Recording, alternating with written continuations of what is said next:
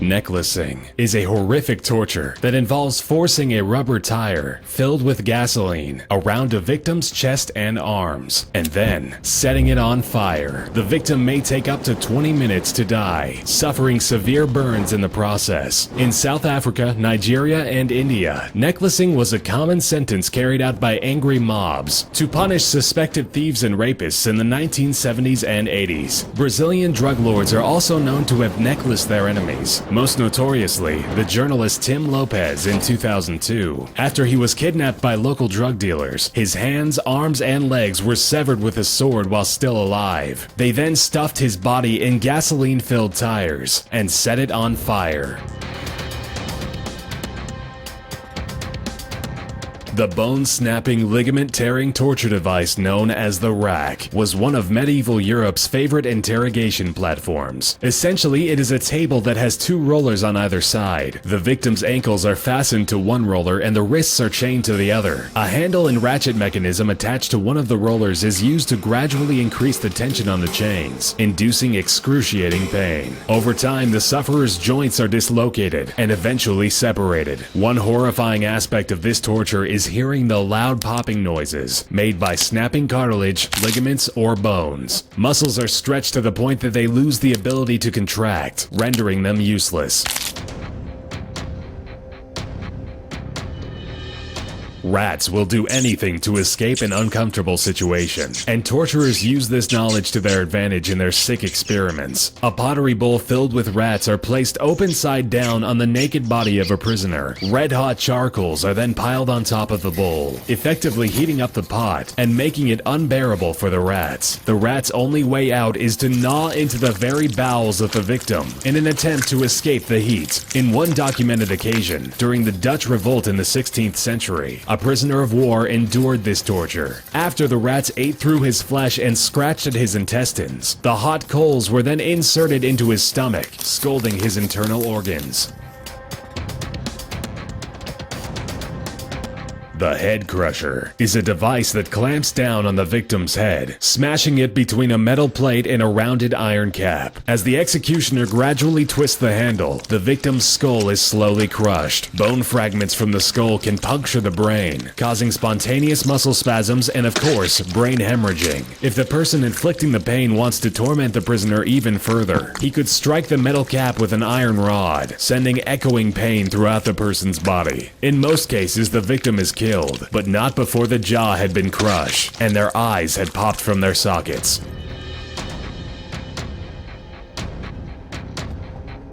The Tucker telephone was an electroshock apparatus used in Arkansas Tucker State Prison in the 1960s and 1970s. Inmate doctors would use this torture device on unruly prisoners. The device worked by placing a ground wire around the big toe of a prisoner while clamping the hot wire to the person's genitals. The wires were then hooked up to a telephone that had been modified to send electric shocks. As the phone was being cranked, piercing electrical currents were sent throughout the prisoner's body. In prison slang, a long-distance call was a series of electric shocks in a row. Any inmate that passed out from the experience would be splashed with cold water and shocked again, intensifying the agony. Similar to the rack, the German chair is a form of torture often used by the Syrian government against the rebels. When a detainee is captured, they are placed in a metal chair. Their legs and arms are secured to the seat, while the back of the chair is pulled back and down toward the ground. This causes severe stress on the spine, neck, and other limbs, often causing permanent damage. One man who managed to escape the Syrian torture cell claimed that they stripped him naked and hung him upside down in the chair for 8 to 12 hours a day for 4 days.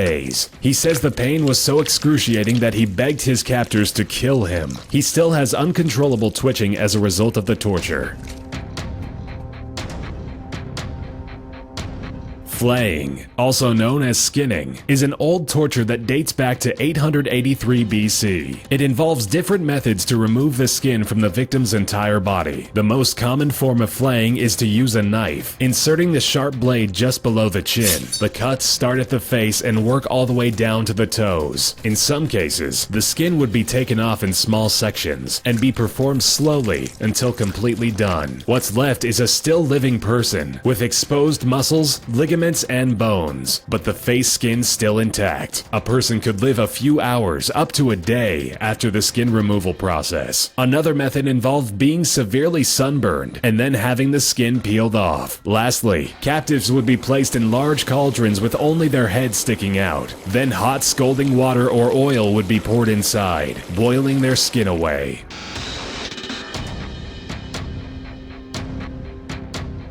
Impalement was and is one of the most gruesome ways of dying imaginable. The arms and legs are strapped to the ground by pegs, rendering the person immobile. A large oiled wooden stake is gradually forced into the body, usually into the anus. They made sure that the stake wasn't too sharp, or the victim might die too rapidly from shock. There were many instances where victims were impaled through other bodily orifices, or through the abdomen or chest. Infants were sometimes impaled on the stake, forced through their mother's chests. When the pole was then raised upright, the victim was left to slide down the pole with their own weight. It could take the victim up to 3 days to slowly die. This method of torture dates back to 1772 BC, but was made famous by 15th century Romanian Vlad the Impaler. Bram Stoker's 1897 novel Dracula was inspired by Vlad's name and reputation. Recorded instances of impalement are as recent as 1919, during the Armenian genocides.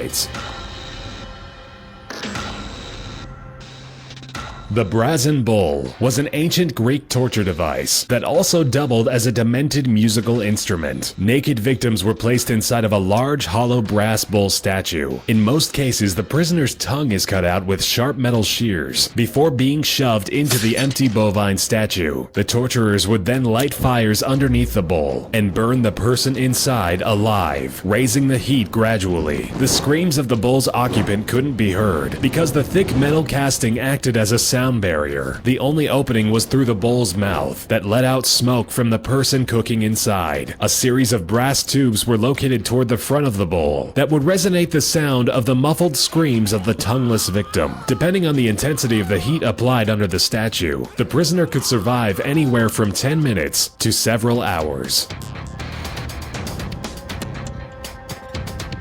The Judas cradle was a pyramid-shaped seat that a prisoner would be forced to sit on. The victim would be raised over top of the structure with the aid of ropes and a harness. As the person is lowered down, the top of the pyramid would be lined up to enter the anus or the vagina and cause unimaginable pain and discomfort. The feet would be bound together so that if one leg moved, the other one would too, enacting more pain. The subject is tortured by intense pressure and stretching of the orifice, eventually succumbing to tears in muscle tissue. Torturers would prolong the interrogations by raising the victim off of the seat overnight, and then continuing the torture the next morning. If the victim didn't die from shock, exhaustion, or impalement, they could have died from infection, as the Judas cradle was rarely cleaned between tortures.